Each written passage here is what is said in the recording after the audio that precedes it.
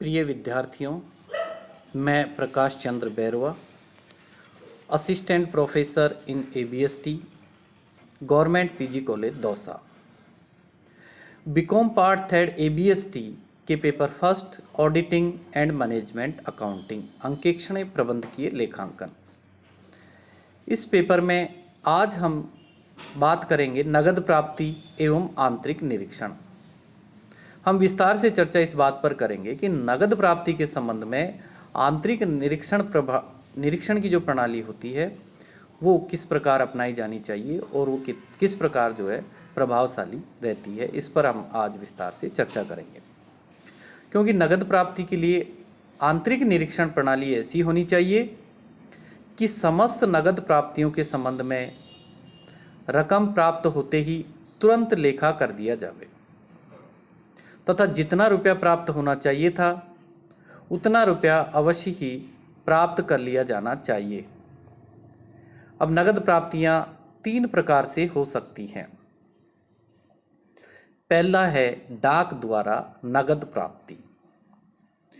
यदि डाक द्वारा रोकड़, चेक, हुंडी, ड्राफ्ट आदि प्राप्त किए जाते हों तो इनको प्राप्त करने तथा डाक खोलने का अधिकार एक जिम्मेदार व्यक्ति को देना चाहिए। ये अधिकार कभी भी कैशियर को नहीं देना चाहिए। तमाम नगद प्राप्तियों के संबंध में डाक जिम्मेदार व्यक्ति द्वारा अन्य कर्मचारियों की सहायता से डायरी में चढ़ा देनी चाहिए तथा रोकड़, चेक, हुंडी, ड्राफ्ट आदि रोकड़ियों को दे देनी चाहिए। यदि संभव हो सके तो साख पत्रों को रेखांकित भी कर देना चाहिए तथा उन रेखाओं के बीच में अविनिमय साध्य लिख देना चाहिए। रोकड़ियों को ये स्पष्ट आदेश होना चाहिए कि एक दिन में जितनी रोकड़ की प्राप्ति उसे दी जावे उसे उसी दिन रोकड़ बही में दर्ज करके बैंक में जमा करा दिया जावे। बैंक में जमा कराते समय जमा पत्र का पर्ण भाग जो बैंक के पास रह जाता है रोकड़िए को भरना चाहिए और उसका दूसरा भाग जो प्रतिपर्ण कहलाता है और जो संस्था के पास रहता है उसे कर्मचारी द्वारा भरा जाना चाहिए जो प्राप्ति की रसीदें लिखता है। बैंक में रोकड़ या साख पत्र ले जाने का कार्य भी एक अलग आदमी को सुपुर्द करना चाहिए। समय समय पर बैंक समाधान विवरण बनाना आवश्यक है जिससे बैंक की पासबुक और रोकड़ पुस्तक का मिलान भी होता रहे। जो रसीदें संस्था की ओर से नगद प्राप्तियों के लिए दी जाती हैं वे छपी हुई होनी चाहिए तथा उन पर क्रम संख्या भी लिखी हुई होनी चाहिए। प्राप्ति की रसीद ऐसे कर्मचारी द्वारा लिखी जानी चाहिए जिसका रोकड़ बही या सूची बनाने से कोई संबंध न हो। रसीदों के प्रतिपर्ण संस्था के पास सुरक्षित रखने चाहिए। रसीदों पर उच्च अधिकारी के हस्ताक्षर होने चाहिए तथा उसके पर्ण ग्राहक के पास भिजवा देना चाहिए। ग्राहक को भी ये स्पष्ट आदेश होना चाहिए कि वह संस्था की छपी हुई रसीद को ही अधिकृत रसीद समझें तथा चेक या ड्राफ्ट भेजते समय उन्हें रेखांकित अवश्य कर दें। रसीद लिखते समय यदि किसी कारण से वो खराब हो जाती हैं तो उसे फाड़ना नहीं चाहिए बल्कि उसे रद्द कर देना चाहिए। रद्द करने के लिए भी उच्च अधिकारी के हस्ताक्षर होने चाहिए। यदि लिखने के पश्चात रसीद के विवरण में कुछ परिवर्तन किया गया हो तो उसमें उपयुक्त स्थान पर किसी उच्च अधिकारी के हस्ताक्षर भी अवश्य करवा लिए जाने चाहिए। प्रयोग में न आने वाली रसीद पुस्तकों को सुरक्षित रखने की व्यवस्था भी होनी चाहिए। इसके साथ ही रोकड़िए द्वारा प्रतिदिन की प्राप्ति को उसी दिन रोकड़ बही में दर्ज कर लिया जाना चाहिए। रोकड़ बही में दर्ज करने के बाद सायंकाल किसी अन्य कर्मचारी द्वारा रोकड़ बही की जांच की जानी चाहिए कि वास्तव में समस्त प्राप्तियों को उसमें दर्ज कर लिया गया है अथवा नहीं। इस कर्मचारी का कार्य ये भी हो सकता है कि सूची के आधार पर प्राप्तियों की रसीदों की जांच करे और उच्च अधिकारी से रसीदों पर हस्ताक्षर करवाए तथा रोकड़ बही में जो प्रविष्टियां की गई हैं उन प्रविष्टियों के सामने रसीद नंबर भी लिख दिया जाना चाहिए। रोकड़ बही रखने वाले कर्मचारी को लेखा पुस्तकों से दूर रखना चाहिए तथा कभी कभी बिना सूचना के छुट्टी भी दे देनी चाहिए। ऐसा करने से गबन और कपट के प्रकट होने की संभावनाएं बढ़ जाती हैं। तो ये डाक द्वारा नगद प्राप्ति के संबंध में नगद प्राप्ति और आंतरिक निरीक्षण के लिए अपनाया जाना चाहिए। अब हम बात करेंगे खिड़की पर नगद प्राप्ति की। खिड़की पर नगद प्राप्ति केवल नगद विक्रय के द्वारा ही संभव होती है। कभी कभी स्थानीय ग्राहक एवं अन्य व्यक्ति संस्था की खिड़की पर रकम जमा कराते हैं। ऐसी स्थिति में जो व्यक्ति रोकड़ प्राप्त करता है और जो इसका लेखा करता है दोनों अलग अलग होने चाहिए। रोकड़ प्राप्त करने वाले कर्मचारी को तुरंत रसीद बनाकर उच्च अधिकारी के हस्ताक्षर करवाकर रसीद की परण जो है वो रकम जमा कराने वाले को दे देनी चाहिए तथा प्रतिपरण अपने पास रखनी चाहिए। व्यापारिक कार्यकाल के बाद उक्त कर्मचारी रसीद के प्रतिपरण तथा कुल प्राप्त रोकड़ उस कर्मचारी को सौंप देता है जो उसके संबंध में रोकड़ बही में प्रविष्टि करता है। तीसरा है नगद बिक्री। नगद बिक्री निम्न 3 विधियों में से किसी भी एक विधि से की जा सकती है। इसमें पहला है दुकान पर बिक्री। इसके लिए आधुनिक मशीनों जैसे रोकड़ रजिस्टर आदि का प्रयोग भी किया जाता है। इसके लिए निम्न प्रक्रिया अपनाई जा सकती है। इसमें पहला है विक्रेता द्वारा माल को ग्राहकों की पसंद के अनुसार बेचना होता है तथा ग्राहकों को उनकी पसंद के अनुसार माल दिखाया जाता है तथा ग्राहक के माल पसंद आने पर उस माल को अलग कर दिया जाता है। माल के संबंध में बिल या रसीद बनाना तथा उसकी जांच करना। विक्रय के प्रत्येक विभाग को रसीदों की एक पुस्तक दी जाती है। ये पुस्तकें विभिन्न विभागों के लिए अलग अलग रंगों की बनाई जा सकती हैं। रसीदों पर क्रमांक छपे हुए रहते हैं।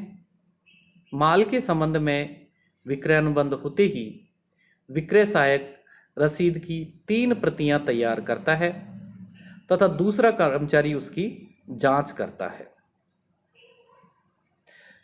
इसमें तीसरा है ग्राहक द्वारा रोकड़िए को भुगतान करना। विक्रेता कर्मचारी द्वारा तैयार की गई 3 में से 2 प्रतियां जिनमें एक मूल प्रति होती है ग्राहक को दे दी जाती है। तीसरी प्रति अपनी रसीद बुक में रख ली जाती है। ग्राहक से ये कह दिया जाता है कि वह रोकड़िए को भुगतान कर दे। ग्राहक को इस अवस्था में माल की सुपुर्दगी नहीं दी जाती है। माल विक्रय विभाग में पैकिंग होकर सीधे द्वारपाल के पास पहुंच जाता है। ग्राहक रसीद की 2 प्रति लेकर आगे बढ़ता है और दूसरे विभाग से उसी प्रकार माल खरीदता है और रसीद की 2 प्रतियां प्राप्त करता है। रसीद की 2 प्रतियों के साथ वह रोकड़िए के पास पहुंचता है और उसको दोनों प्रतियां देकर भुगतान कर देता है। रोकड़िया भुगतान प्राप्त करके रसीद की मूल प्रति पर मोहर लगाकर तथा अपने हस्ताक्षर करके ग्राहक को वापस कर देता है और दूसरी प्रति अपने पास रख लेता है। चौथा है इसमें ग्राहक द्वारा माल प्राप्त करना।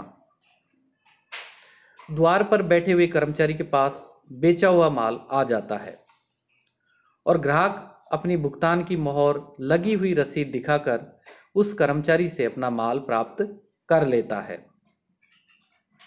ये कर्मचारी माल बाहरी पुस्तक में माल के विवरण को दर्ज कर लेता है तथा रोकड़िए द्वारा मोहर लगी रसीद पर अपनी मोहर लगाकर हस्ताक्षर भी कर देता है।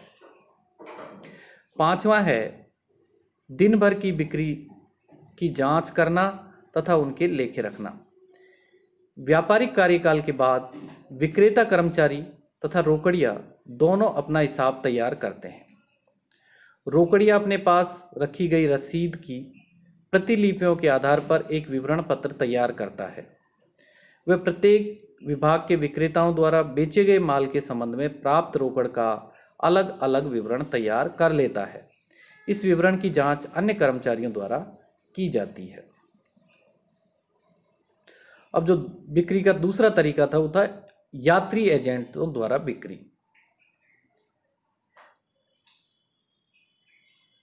कभी कभी कुछ संस्थाएं ऐसे यात्री एजेंट नियुक्त करती हैं जिनका काम स्थान स्थान पर जाकर माल का विक्रय करना या पुराने बकाया ऋण को वसूल करना होता है। ये एजेंट पुराने ग्राहकों से रुपया वसूल करते हैं और नए ग्राहकों को माल का नमूना दिखाकर उनसे आदेश पत्र के साथ पेशगी की रकम भी प्राप्त करते हैं। इस पर नियंत्रण रखने के लिए निम्नानुसार विधि अपनाई जानी चाहिए। और उसमें ए है यात्री एजेंटों द्वारा रकम प्राप्त करना और बी है संपूर्ण प्राप्त रकम के संबंध में प्रधान कार्यालय को विवरण भेजना और स है प्रधान कार्यालय द्वारा समय समय पर जांच करना। तीसरा है बिक्री का डाक द्वारा बिक्री। जो माल डाक अथवा वीपीपी से भेजा जाता है उसके लिए अलग से एक रजिस्टर रखा जाना चाहिए जिसमें ग्राहक का नाम व ग्राहक का पता होना चाहिए। दूसरा, आदेश संख्या और दिनांक होनी चाहिए उसमें। तीसरा, माल की मात्रा व किस्म यानी कि कितना माल है, किस क्वालिटी का है, ये उसमें होना चाहिए। चौथा, माल का क्या मूल्य है। पांचवा, माल भेजने की तारीख होनी चाहिए। ये आदि सूचनाएं उसमें लिखी हुई होनी चाहिए। जो वीपीपी ग्राहकों द्वारा छुड़ा ली जाती है उसके संबंध में जो रकम प्राप्त हो जाती है उसका लेखा रोकड़ बही में कर देना चाहिए और उसमें ये लिखा जाना चाहिए कि ये रकम डाक द्वारा प्राप्त हुई है। वीपीपी रजिस्टर में भी विभिन्न ग्राहकों से प्राप्त रकम का विवरण देना चाहिए। कभी कभी क्या होता है कि कुछ ग्राहक ऐसे होते हैं कि उनको माल पसंद नहीं आता है या अन्य किसी कारणों से वो वीपीपी को वापस लौटा देते हैं, तो उसके संबंध में प्राप्त अग्रिम राशि के संबंध में भी वीपीपी रजिस्टर में आवश्यक विवरण इसका दिया जाना चाहिए। तो इस प्रकार जो नगद प्राप्ति होती है, चाहे वो डाक से हो या खिड़की पर नगद बिक्री हो, यात्री एजेंटों द्वारा नगद बिक्री हो, किसी भी प्रकार से जो नगद प्राप्ति होती है उसके संबंध में किस प्रकार आंतरिक निरीक्षण की प्रणाली को अपनाया जाना चाहिए जिससे कि किसी प्रकार का छल कपट, गबन आदि की संभावना ना रहे। तो आज हमने बात की नगद प्राप्ति और आंतरिक निरीक्षण। धन्यवाद सभी का।